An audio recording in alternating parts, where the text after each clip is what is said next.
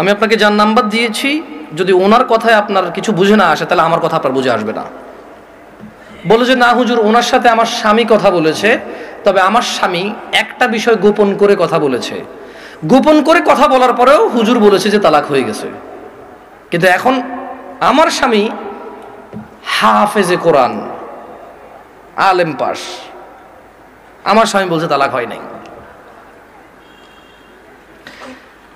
আমি বললাম যে ওকে, আপনি শেখকে কল করে বলেন যে আপনার স্বামীটা গোপন করেছে। বলে যে আমি ভয় পাচ্ছি ওনাকে কল দিতে, কারণ আমার স্বামী কথা বলেছে, উনি আবার কি মনে করে। আমি বলছি উনি কিচ্ছু মনে করবে না, আমি ওনাকে ফোন দিচ্ছি, আপনি কথা বলেন। ভদ্রমহিলা কথা বলবে না। তখন জোহরের টাইমের সময় হয়েছে, আমি ফোন দিলাম। এবার মানে আমার একটু মেজাজ খারাপ হয়েছে। কি খারাপ হয়েছে? মেজাজ খারাপ হয়েছে। ওই ভদ্রমহিলা আমাকে বারবার বলতে চেষ্টা করতেছে যে আমার একটা বাচ্চা আছে, যদি এখন আমরা স্বামী স্ত্রী আলাদা হয়ে যাই আমার বাচ্চাটার কি হবে? কনসার্ন কোথায়? বাচ্চা।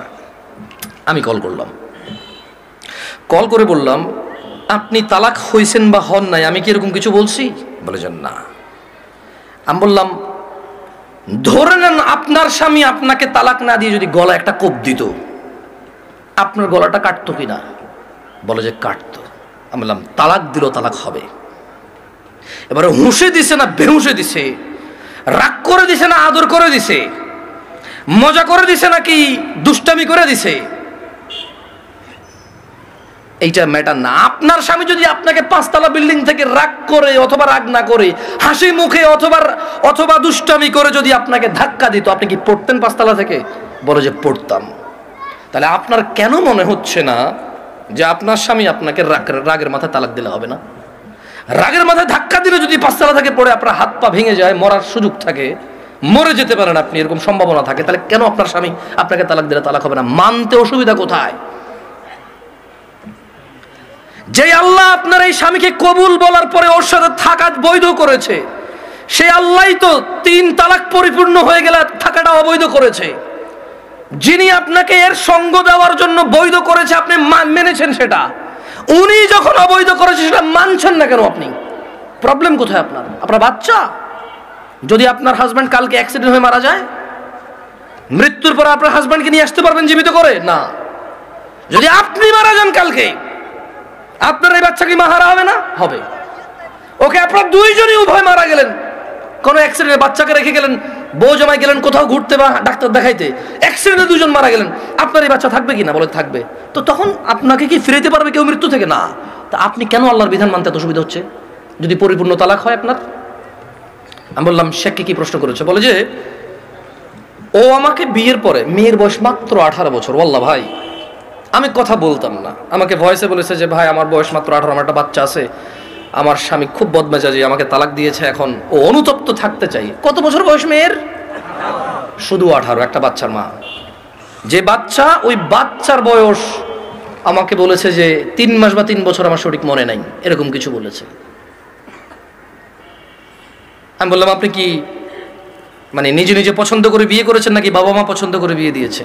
বললো যে বাবা মা পছন্দ করে বিয়ে দিয়েছে। আমি বললাম বিয়ের আগে স্বামীকে চিনতেন না? বলে যে না। আমি বললাম আপনার স্বামী নামাজ পড়ে না, ঠিক না? বলে যে হ্যাঁ।